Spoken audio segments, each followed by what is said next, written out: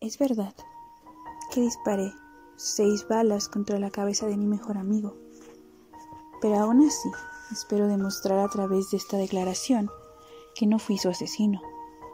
Al principio me llamarán demente, más demente que el hombre al que le disparé en la celda del manicomio Arkham.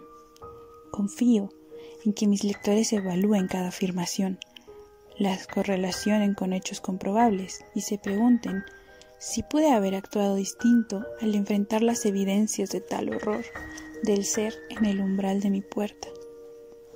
Hasta ese momento, yo tampoco veía más que locuras en los relatos descabellados que me trajeron hasta aquí. Incluso ahora me pregunto a mí mismo si no fui engañado o si de verdad no estoy loco.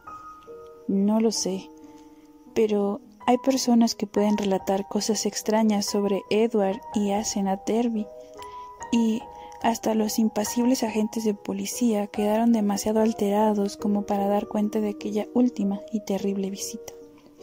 Han intentado sin mucho éxito desarrollar una teoría sobre una broma abominable o una advertencia por parte de los sirvientes que fueron despedidos, pero en el fondo de su corazón saben que la verdad es algo mucho más terrible y escalofriante.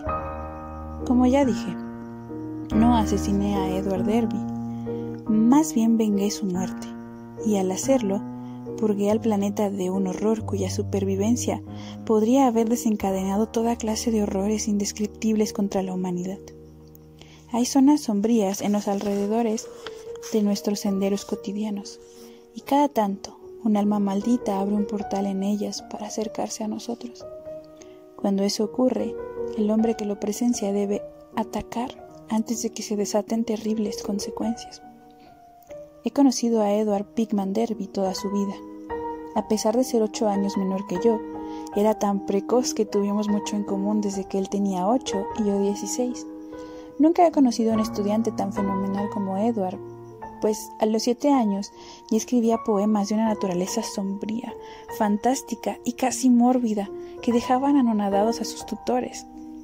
Tal vez su educación privada y la sobreprotección paterna tuvieron algo que ver con su florecimiento prematuro. Como hijo único, tenía debilidades físicas que alarmaban a sus sobreprotectores padres, quienes lo mantenían atado al seno familiar. Nunca se le permitió salir a jugar sin su niñera, y rara vez tuvo la oportunidad de jugar libremente con otros niños. Sin duda, todo eso dio origen a una extraña y secreta vida interna dentro del niño, cuyo principal camino en la libertad era la imaginación. En cualquier caso, su capacidad de aprendizaje juvenil era prodigiosa y extraña, y su facilidad de escritura me cautivaba, a pesar de la diferencia de edad. En ese entonces yo me inclinaba hacia cierto tipo de arte grotesco, y encontré en este pequeñuelo una especie de espíritu fraterno peculiar. Detrás de nuestro amor conjunto por las sombras y los portentos estaba, sin duda alguna, el antiguo, rancio y tanto aterrador pueblo en el que vivíamos. Arkham, el pueblo embrujado y acechado por leyendas, cuyos apiñados techos, abuhardillados y ruinosas balaustradas georgianas desgranaban el paso del tiempo a las orillas del murmurante y oscuro río Miskatonic. Con el paso del tiempo, me volqué a la arquitectura y abandoné el plan de ilustrar un compendio de poemas demoníacos de Edward, pero no por ello se vio afectada nuestra camaradería. La particular genialidad del joven Derby se siguió desarrollando de forma magnífica, y al llegar a los 18 años, su colección de líricas pesadillescas causó gran sensación al publicarse bajo el título de Azaroth y otros horrores. Mantenía una estrecha correspondencia con el afamado poeta baudeleriano Justin Geoffrey, quien escribió El pueblo del monolito y murió entre gritos encerrados en un manicomio de 1926, tras visitar un siniestro pueblo de mala fama en Hungría. No obstante, en cuestiones prácticas y de autosuficiencia, Derby estaba muy atrasado por culpa de su crianza tan mimada. Su salud había mejorado, pero sus hábitos de dependencia infantil seguían siendo alimentados por sus sobreprotectores padres. De modo que nunca viajaba solo, tomaba decisiones independientes ni asumía responsabilidades. No tardó en ser evidente que no podía competir en igualdad de circunstancias con el mundo profesional ni en el de los negocios, pero su fortuna familiar era tan exorbitante que aquello no era tragedia. A pesar de ir alcanzando los años propios de la madurez, conservaba un engañoso aspecto de niño. Su cabello rubio, sus ojos azules y su tez fresca eran los de un infante, y sus intentos por dejarse crecer el bigote se percibían con gran dificultad. Tenía una voz aguda y dulce, y la vida entre algodones le daba un aspecto rechoncho y juvenil, distinto a la barriga típica de la mediana edad prematura. Tenía buena estatura y su rostro atractivo le había permitido ser un caballero galante, de no ser porque su timidez lo condenaba a la reclusión y el ensimismamiento de los libros. Los padres de Derby lo llevaban al extranjero cada verano, y él no tardó en sacar partido de los aspectos superficiales del pensamiento y la expresión europeos. Sus talentos más puros, el estilo de Poe, se fueron inclinando cada vez más hacia la decadencia, mientras que despertaron ligeramente otras de sus sensibilidades y ansias artísticas. En aquellos días tuvimos grandes discusiones. Yo había pasado por Harvard, había estudiado en un bufete de arquitectos en Boston, me había casado y finalmente había regresado a Arkham a practicar mi profesión. Me establecí en el hogar de mi familia, puesto que mi padre se había mudado a Florida por cuestiones de salud. Edward solía visitarme casi cada tarde hasta que llegamos a considerar un habitante más de la casa. Tenía una forma característica de tocar la puerta y el timbre que se convirtió en una especie de auténtico código secreto, de modo que me acostumbré a escuchar, tras la cena, 3 breves golpeteos familiares, seguido de 2 más después de una pausa.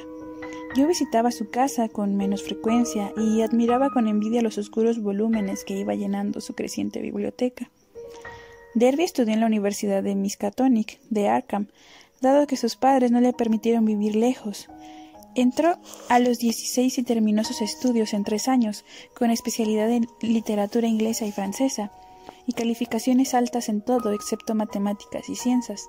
Se relacionó muy poco con otros alumnos, aunque envidiaba al grupo de los bohemios arriesgados, cuyo lenguaje supuestamente perspicaz y pose irónica y sin sentido intentó imitar y cuya conducta ambivalente habría querido atreverse a adoptar. Lo que sí hizo fue convertirse en un devoto casi fanático de la tradición mágica y esotérica, por la cual era y sigue siendo famosa la biblioteca de Miskatonic. Edward, quien siempre estaba ruminando sobre lo fantástico y lo extraño, ahora escudriñaba las profundidades de las ruinas y los enigmas que quedaron de un pasado fabuloso, para servir de guía o ayudar a descifrar la posteridad. Leía cosas como el aterrador libro de Avon, los cultos inexplicables de Von Jones y el prohibido Necronomicon del árabe demente Abdul al-Asred, aunque le ocultaba a sus padres que lo había hecho. Edward tenía 20 cuando mi primer y único hijo nació, y pareció complacido al enterarse de que le pusimos Edward Derby Upton en honor a él. Para cuando cumplió 28, Edward Derby era un hombre docto y prodigioso, así como poeta y narrador de fantásticas relativamente conocido, aunque su falta de contactos y responsabilidades habían frenado su crecimiento literario, lo que provocó que su obra se volviera derivativa y académica en exceso. Creo que yo era su amigo más cercano, pues lo consideraba una mina interminable de temas teóricos vitales, mientras que él confiaba en mis consejos sobre cualquier tema que no deseara consultar con sus padres. Estuvo soltero mucho tiempo, más por timidez, inercia y sobreprotección familiar que por inclinación personal, y su interacción social se limitaba a lo mínimo indispensable. Cuando explotó la guerra, tanto su salud como su timidez empedernida le impidieron salir de casa. Yo estuve encomendado a Plattsburgh, pero jamás fui al viejo continente. Así pasaron los años. La madre de Edward falleció cuando él tenía 34. Durante meses estuvo incapacitado por un extraño padecimiento psicológico. Sin embargo, su padre lo llevaba a Europa, donde logró de alguna forma reponerse de sus problemas sin efectos evidentes. Después pareció experimentar una especie de euforia grotesca, como si se hubiera liberado parcialmente de cierta atadura invisible. Comenzó a relacionarse con el grupo estudiantil más vanguardista de la universidad, a pesar de ser hombre de mediana edad, y participó en algunas actividades sumamente salvajes. De hecho, en una ocasión tuvo que pagar un chantaje costoso, con dinero que yo le presté, para evitar que su padre supiera que había estado presente en cierto suceso, Algunas de las cosas que se rumoraban sobre el grupo salvaje de Miskatonic eran muy singulares. Incluso se hablaba de magia negra y de acontecimientos completamente inconcebibles.